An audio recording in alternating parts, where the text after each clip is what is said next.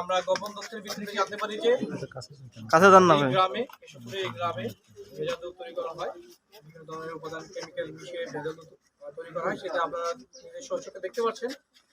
এই তথ্যের ভিত্তিতে আমরা আমাদের যশোর শহরের ভোক্তা অধিদপ্তরের যিনি আছেন তাকে কর্মকর্তাকে আমরা অবগত করি আমরা, এবং এই উপজেলার স্থানীয় যে প্রশাসনিক কর্মকর্তা যিনি আছেন তাদেরকে অবগত করে আমরা একসাথে এখানে এসে আমরা প্রতিটা বাসার তল্লাশি চালাই। আমরা এই ভেজাল দুধ তৈরি করার বিভিন্ন ধরনের উপকরণ আমরা খুঁজে পাই এবং যারা এটার সাথে জড়িত তাদেরকে আমরা ধরতে সমর্থ হই।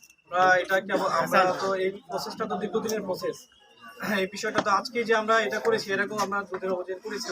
তো যারা বিশেষ করে যারা মূল হতা যে জায়গা থেকে জেলি তৈরি হয়, এখান থেকে ছাত্রা হয়, আমাদের সেগুলোর তথ্য আছে, ইনফরমেশন আমরা আরো গ্যাদার করতেছি ইনশাল্লাহ।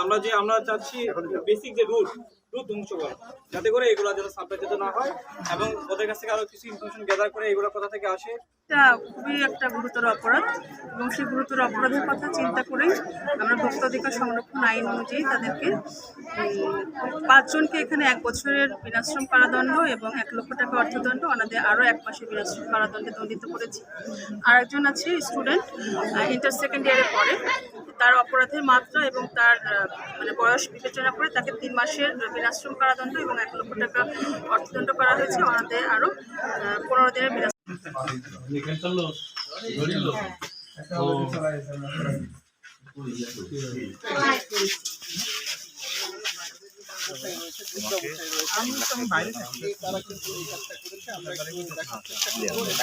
প্রশ্ন করেছিলাম যে সে নিজেই দুধ খায় কিনা, তখন সে স্পষ্ট ভাষায় কিন্তু বললো যে না, আমরা এই দুধ খাই না। এটা কিন্তু সারা বাংলাদেশে কিন্তু তারা সরবরাহ করে এবং এই দেশে এগুলো সব জেল।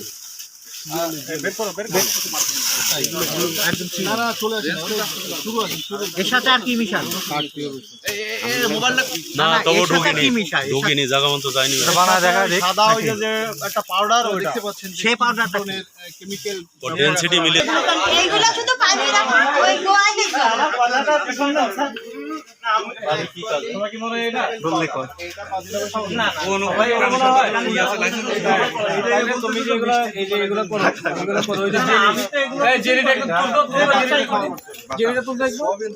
এগুলো কি তোমার মনে হয় গ্লুকোজ কেন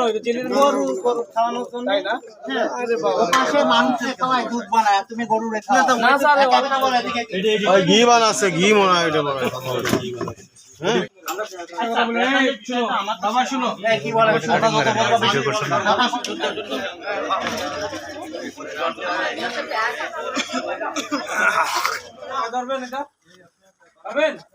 তাহলে আপনারা কেন এই কাজগুলো করতেছেন বলেন? এই যে আসসালামু আলাইকুম, আমি সিস্টেম থেকে আমি এসেছি।